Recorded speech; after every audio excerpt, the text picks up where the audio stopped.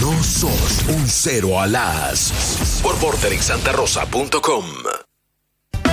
El mercado inmobiliario en Argentina funcionó relativamente bien, digamos, entre el año 2003, después de una profunda crisis, más o menos hasta el año 2009 y con alguna remesón hasta el 2011. En principio, hoy hay una dificultad que atraviesa a todos los hogares inquilinos del país, que se calcula en algo así como 3 millones, y es que no pueden pagar el alquiler. Dos áreas que son centrales para la clase media: la gente que alquila su casa y la gente que había logrado dejar de alquilarla con estos créditos que eran un mecanismo casi único, parecía, para lograr acceder a una propiedad. El único beneficiado con este tipo de créditos son los bancos. Increíblemente, con los créditos UVA no corren ningún riesgo. Los únicos que corremos riesgos con los créditos UVA somos nosotros. Bueno, se convirtió en una trampa, porque se actualizaban por inflación. Todos ellos, frente a la pandemia, tuvieron, y la crisis también, situaciones extraordinarias por parte del Estado. ¿Qué significa? Congelaron los alquileres, prohibieron los desalojos y además se congelaron las cuotas de los créditos UVA. Mañana, cuando quede sin efecto el decreto que fue prorrogado una y otra vez del gobierno nacional para que se eviten los aumentos de alquileres, para que se eviten las ejecuciones, hay mucha gente que va a quedar en la lona. Así abrimos la columna de Inquilinos Alert. Señores, con este disparador que la verdad que a muchas familias sigue preocupando en la actualidad. Está hablando el presidente en este momento sobre diferentes situaciones que sigue sufriendo el AMBA. Esta es la columna de Fabiana Appel y la presentábamos de esta manera. Fabi todavía sigue en su etapa de aislamiento y le mandamos un cariño muy grande desde aquí. Y por supuesto que también de alguna manera queremos seguir manteniendo su columna presente en Cero Horas y lo hacemos de esta manera.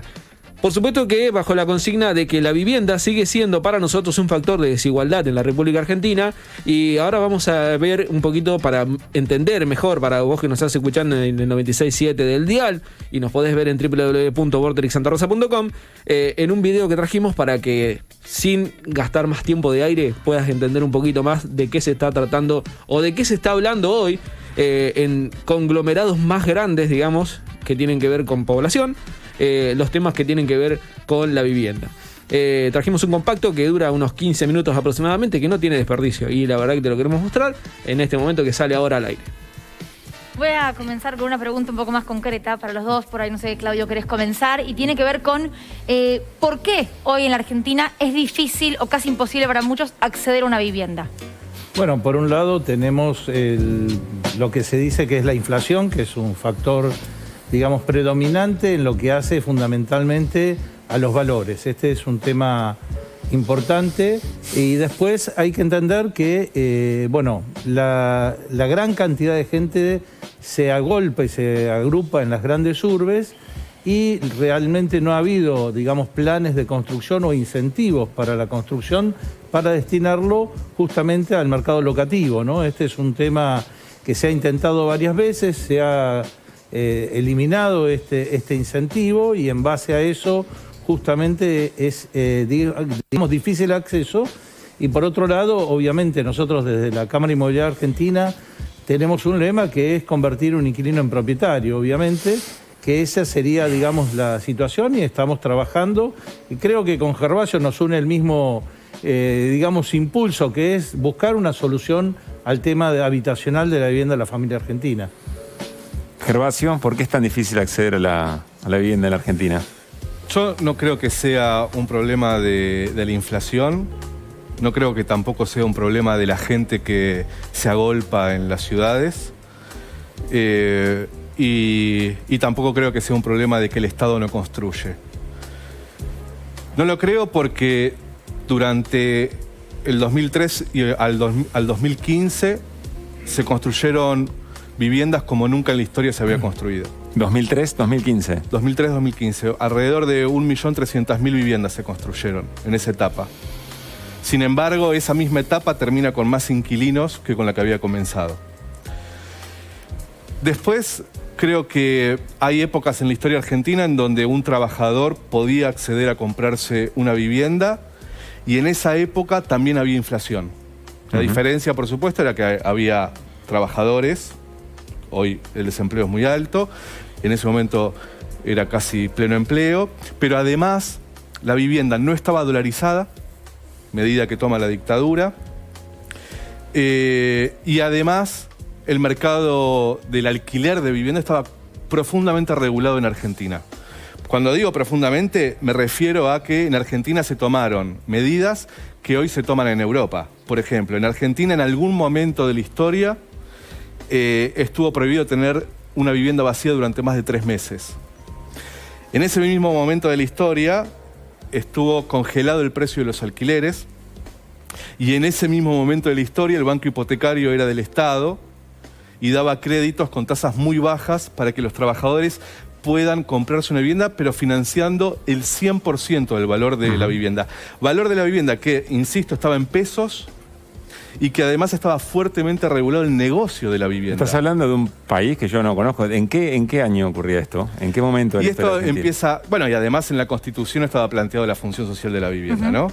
Pero esto empieza en el 47, se toman en el 49 otras medidas importantes, que yo, me parece que es importante decir esto. Esas medidas y ese gobierno termina con un golpe de Estado en el 55, que esas dictaduras que siguieron hasta el 83 son las que fueron revirtiendo esas medidas, tanto que termina en la última dictadura dolarizándose la vivienda y desregulando dentro de las 12 medidas económicas de Martínez de Hoz, se desregula el precio del alquiler. Los propietarios a partir de la dictadura, por decisión de Martínez de Hoz, pueden fijar los precios de los alquileres que quieran. Ahora, esa medida todavía no se pudo reparar. El 53,5% de los ingresos totales del hogar se destinan al pago del alquiler. Es un número altísimo. ¿Esto es hoy? Y 300.000 hogares inquilinos acumulan una deuda de 5 meses o más. La fuente es Inquilinos Agrupados. Ahí tenemos otro cartel con información. Del total de propietarios de inmuebles susceptibles de alquiler, casi 623.000, solamente lo declaran el 21,11%. La AFIP calculó una evasión del 75% de los propietarios de inmuebles. Y la fuente es AFIP. Y la fuente es la AFIP. Claudio, ¿de qué manera, yo entiendo el planteo, ¿de qué manera el mercado logra resolver esa situación de desigualdad tan flagrante? Bueno, por un lado, obviamente, hay dos situaciones acá. Lo que es la parte social, que hay que tener muy en cuenta y donde el Estado, entendemos, tiene que prestar colaboración y estar presente con asistencia para la vivienda. Y por otro lado, como dije al principio, lo que hay que hacer es inundar el mercado de oferta. Esto es fundamental, sea del Estado o sea particular.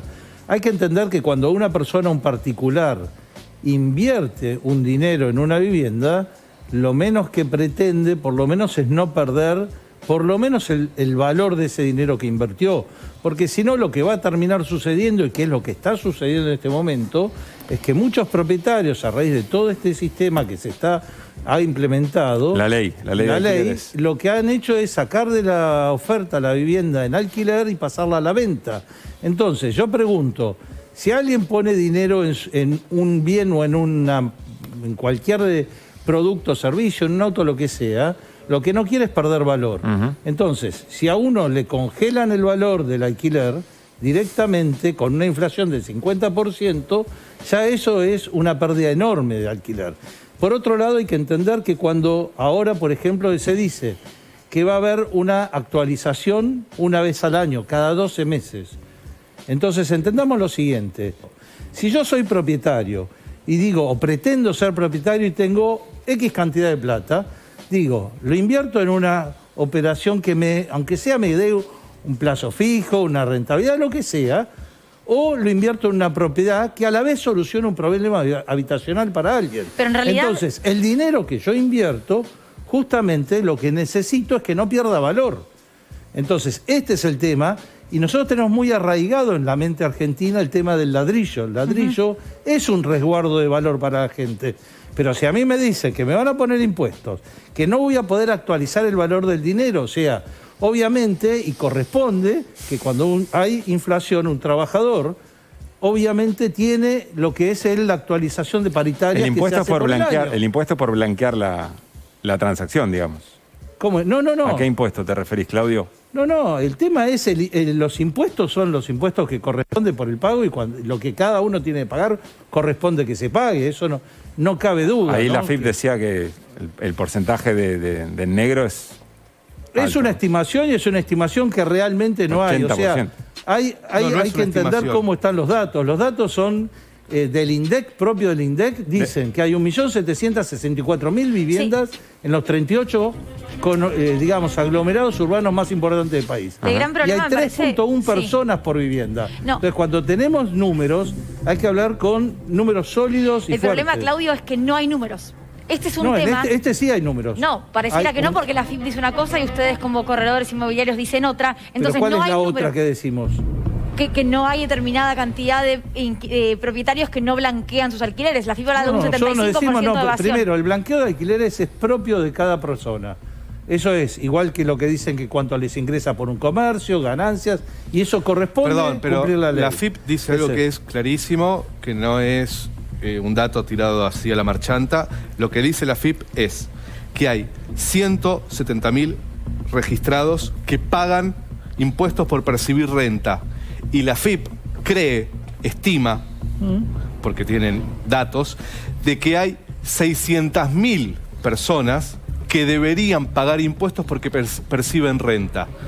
Llegan entonces al resultado de que el 75% de las personas que perciben algún tipo de renta por alquiler no blanquean esas rentas, esas ganancias. Por supuesto, pero además, eso está mal, y eso si está hacemos mal. una Y encuesta, eso está acá mal. somos unos cuantos. En ningún momento acá somos unos cuantos. eso. Si hacemos una encuesta acá convalidamos eso. de quién recibe una factura por el pago del alquiler, no quiero comprometer a nadie. Yo sí quiero comprometerlos. Pero Yo seguramente, sí quiero que levanten la mano. nadie recibe una factura por el pago del alquiler. Yo voy a hacer otra le sumo a esa apuesta.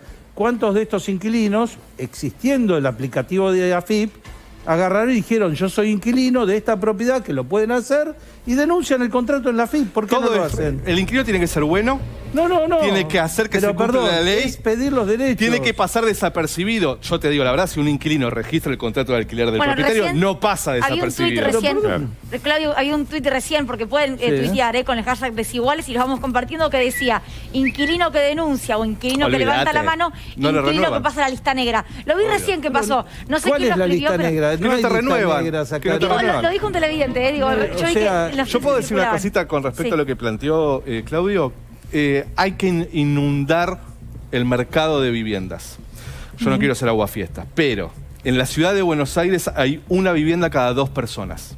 Hay 1.500.000 viviendas y hay 3 millones de habitantes desde el año 47. O sea, Buenos Aires está inundada de Buenos Aires está oferta, inundadísima. Lo que no se dice es que de ese 1.500.000 viviendas, una cada 2 personas. Por eso yo insisto tanto en que en realidad no hay que llenar el mercado, sino distribuir mejor eso que hay.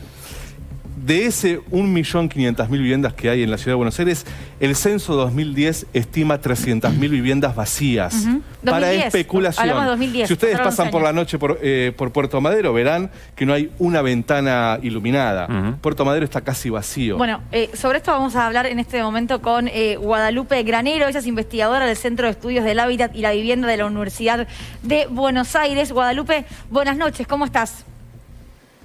Hola, buenas noches. ¿Cómo andan? Bien, muy bien. Bueno, imagino que estabas escuchando un poco el debate que se está dando aquí en Desiguales. Y lo que te quiero preguntar tiene que ver un poco con esto de la vivienda vacía, específicamente con lo que ocurre, por ejemplo, ahora en el centro de la ciudad de Buenos Aires. Algo que ocurre a nivel mundial, de todas maneras, ¿no?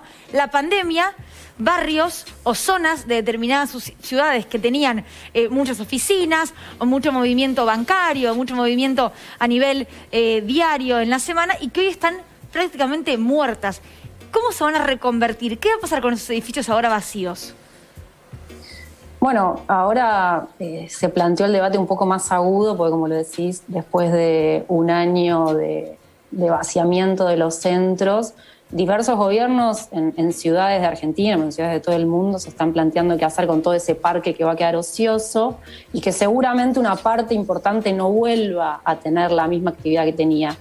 Ahí creo que uno de los debates más importantes tiene que ver con pensar cómo volver a convertir a los centros en espacios de vivienda y sobre todo en espacios de vivienda que sean asequibles, es decir, que tengan posibilidades para diversos sectores de la población, que son los que en general son expulsados, en este contexto que venían relatando en todos los últimos minutos, son expulsados de los lugares que tienen mejores servicios, mejor transporte, mejor equipamiento urbano, ¿no? Entonces ahí hay un debate grande que inevitablemente reactualiza otro momento histórico. En los 70 en Estados Unidos, llegó un poco más tarde a Latinoamérica por ahí en los 80, con todo el proceso de lo que fue el crecimiento suburbano, esa búsqueda de la vida sana, de salir de los centros congestionados y demás, que lo que hicieron fue dejar espacios con mucho servicio y con mucha infraestructura vacíos, donde se desinvirtió y durante mucho tiempo la política pública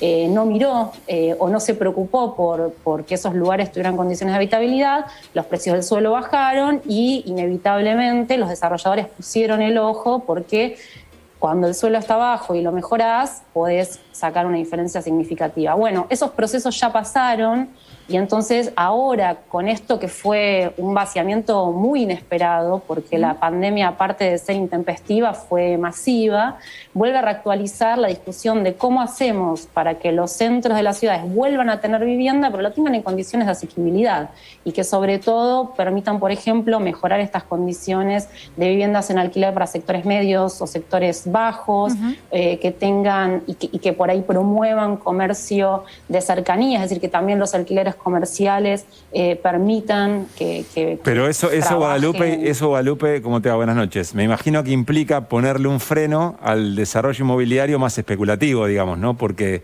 tomar esa decisión, reformulo la pregunta, desde la planificación urbana, ¿se puede colaborar en el acceso a la vivienda, sea alquiler o sea compra? Totalmente. ¿Y de qué manera? El rol de la planificación urbana básicamente es definir cómo se usa el espacio urbano. El espacio en un sentido mucho más amplio, no solo el urbano, pero cuando hablamos de las ciudades, el rol de la planificación es establecer las normas, los criterios y las políticas que determinan qué hace quién en qué lugar del espacio. Entonces, la planificación tiene diversos instrumentos para poder intervenir en el mercado del suelo. A diferencia de lo que planteaba hace un rato Sergio, el problema de la... ¿Perdón? Claudio, supongo. Claudio, perdón. El problema de la valorización de la vivienda no es la construcción. La construcción puede sufrir unas mínimas variaciones, pero lo que está aumentando exponencialmente en las últimas décadas es el suelo. La planificación urbana tiene distintos instrumentos para controlar cómo se dan esos procesos de valorización. O sea, el valor del metro cuadrado, ¿a eso te referís? Totalmente. Y ahí, sí, digo, el valor del metro cuadrado al cual accede el consumidor final, en realidad tiene un componente muy fuerte de suelo, que ese es el que varía. El de la construcción es relativamente estable, lo que se valoriza es el suelo. Entonces, la planificación urbana tiene, por un lado, instrumentos que permiten promover mejores usos más sustentables, que por ejemplo haya vivienda en alquiler asequible, que se pueda generar un parque público de vivienda, que haya distintas medidas, y también tienen instrumentos de penalización, por ejemplo, como lo mencionaba hace un rato Gervasio, para la vivienda ociosa. Claro. Es decir, que si una vivienda permanece vacía o subutilizada más de X cantidad de tiempo, tenga que tributar cada vez más. Y lo que escuchábamos tiene que ver con un capítulo más de un programa de la televisión pública que se llama Desiguales, donde obviamente tenemos dos grandes opiniones, por llamarlo de esa manera, que uno estaba el representante de la Cámara Inmobiliaria a nivel nacional y del otro lado el representante de los inquilinos federados, ¿sí? Que en algún momento hemos tenido su palabra en este programa y no queríamos dejar de recordar sus opiniones porque estamos hablando de Gervasio Muñoz, alguien que sin lugar a dudas lleva una batalla bastante desigual. Por eso es que queríamos traer este fragmento de lo que fue su participación en el programa, porque son dos posiciones totalmente antagónicas. Mientras por un lado se cuestiona y se critica de manera directa la nueva ley de inquilinos, haciendo un paralelismo y un análisis, lo que básicamente se atenta a hacer es una desmedida protección de los propietarios en desmedro de un negocio que no tiene un marco de igualdad por más que haya ley. Claramente, mientras de un lado se cuentan billetes, del otro hay gente que necesita un techo para que no le llueva en la cabeza, ¿no? Yo lo que no entiendo, como para darle pie al otro video que trajimos también para poner al aire, es cómo no se hace un mapeo de la cantidad, de la masa de dinero y recursos que se destina a alquileres. Sí. Claramente el representante de la Cámara de Inmobiliarios, en este caso la Cámara Inmobiliaria Argentina, va a defender esa aspiradora de pesos que le saca al mercado. Si tomamos en cuenta que la masa de recursos que se mueve en Argentina, hoy en día, para la operatoria de alquileres, es muy grande, tentativa. Por eso los bancos entraron y cambiaron el mecanismo, en este caso de otorgamiento de créditos hipotecarios, como lo tenía la gestión anterior, que era a través de fondos utilizando el Fondo de Garantía de Sustentabilidad del ANSES.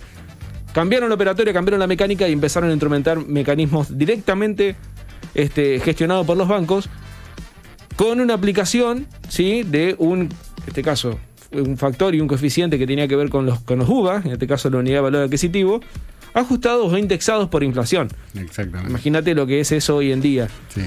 Para no estirar mucho más esto, vamos a poner ese fragmento de video que trajimos, porque también la opinión que se virtió en ese programa referido al tema UVA es una complicación muy grande que tiene a muchos argentinos, impapianos obviamente también. Sí, muy a mal traer. Exactamente, y hasta hace poco veíamos en los diarios muchas familias que de golpe y porrazo han visto sacudidos sus bolsillos y sensiblemente la inflación ha golpeado tanto en rubro alimentos como techo. Sí, el desequilibrio que hay de la valorización en dólares de lo que son las propiedades y de los sueldos en pesos, ¿no? Cuando un civil normal con un sueldo promedio tiene que dejar la mitad de su sueldo en un alquiler, es preocupante y es muy preocupante. Dejar pasar de largo. Por eso digo que hay que prestar atención de ahora en adelante cuál es la agenda de gobierno con respecto a estos temas, porque claramente si uno hace un mapa rápido de ingresos o de dinero con el que cuenta el sector que nuclea la mayoría de los inquilinos, te vas a dar cuenta que tiene un punto porcentual del PBI, lo cual es muchísimo lo que te estoy diciendo. Claro. Es mucho dinero, pero escuchemos lo que opinan de los créditos UVA para poder cerrar la columna de Inquilinos Alert del día de la fecha. Vamos con eso. Surgió un problema muy, pero muy importante en los últimos tiempos que tiene que ver con una de las políticas del gobierno anterior, del gobierno cuyo presidente fue Mauricio Macri, y tiene que ver con los créditos UVA. En algún momento muy tentadores para cierto sector de la población, efectivamente accedieron a estos créditos, pero claro, después estaban atados a la inflación. Y después la inflación, ya sabemos todo lo que ocurrió, y quedaron pedaleando en el aire sin sus salarios aumentando y con una cuota del crédito inalcanzable. Se anunció hace muy poquito tiempo, hace muy poquitos días, un subsidio a quienes paguen cuotas superiores al 35% de sus ingresos. ¿Qué pensás, Claudio, de todo lo que ocurrió alrededor de los créditos UVA? Bueno, entiendo que ha sido un error de cálculo posiblemente. ¿De quién? Fundamentalmente para mí subestimaron el tema de la inflación, o sea, obviamente el anuncio que habían hecho en su momento era bajar la inflación y estos créditos obviamente al estar atados a la inflación corren esa suerte, está claro en ese sentido. Y desde ya, digamos, entendemos que hay que encontrar una solución y esta es una alternativa que plantea el gobierno que entendemos va a ayudar a muchas familias desde ya, ¿no? Gervasio. Ese es el punto. Yo agregar que el crédito UVA fue copiado del crédito hipotecario de Pinochet, de Chile. Que vuelven a aparecer las dictaduras, ¿no? En la regulación del mercado. Yo tenía una familiar que cuando le dije, che, ¿qué onda esto, tía? Me dijo, no se te ocurra. Chile. Esto ya lo vivimos. Bueno, con la 1050. Exacto. Cuando Macri anuncia el crédito UVA, nosotros, las organizaciones de inquilinos, porque él dice va a ser como un alquiler en la conferencia que dio. Lo habían vendido como eso, sí, ¿no? Nosotros ese día dijimos que no había que tomar el crédito UVA porque era una estafa. Y a mí me parece que también, por una cuestión también del futuro, de lo que viene, es bueno acordarse no solo de la responsabilidad del gobierno en ese momento, sino también de la responsabilidad que tuvo el mercado inmobiliario. ¿Por qué? Porque el mercado inmobiliario, los representantes del mercado inmobiliario, que piensan a corto plazo, lo que hicieron en ese momento fue promover por todos los medios de comunicación que había que tomar el crédito hipotecario. Tanto que, yo me acuerdo de uno del mercado inmobiliario que decía, si no tenés ahorros, pedile a tus familiares para poder acceder a tu casa propia. Algo que pasó mucho en España, que por suerte no se llegó acá en Argentina, pero como en España pidieron muchos créditos a los familiares, fue una de las causas también de suicidio de gente que no pudo pagar el crédito, porque quedó endeudada con familiares. Acá no llegamos a eso, por supuesto, pero digo, la perversión del mercado, y yo creo que también hay que recordar las responsabilidades del sector, porque el problema de la vivienda en Argentina no es solo un problema del Estado que no hizo tal o cual cosa. El problema de la crisis habitacional en Argentina también, y fundamentalmente creo yo, es un problema del mercado inmobiliario que es responsable de la crisis habitacional en Argentina, que es responsable, como decía Guadalupe, de subir el precio del suelo, ¿sí? Que a veces tiene socios, a veces el mercado inmobiliario plantea, lo tiene que resolver el Estado para los sectores bajos, que nosotros nos encargamos de los ricos, pero lo que no dice es que con el Estado, por ejemplo, cuando se vende tierra pública, la ciudad es campeona en vender tierra pública, bueno, quieren vender Costa Salguero para ahora hay grandes un conflicto negocios. muy puntual en la 31. En la 31, de tierras que pasaron a ciudad y ciudad las está... Digo, el mercado inmobiliario, y un poco lo que explicaba Guadalupe, sube los precios del suelo, pero no porque sean unos genios del negocio, porque el Estado, o lo que nosotros pagamos de impuestos, hace que tengan seguridad, que tengan iluminación, que tenga transporte, esas zonas. Bueno, en el caso de la Ciudad de Buenos Aires... Para subirle el valor. Que le regala la tierra pública. Eso es lo que finalmente termina subiendo el valor, que es con todos nosotros.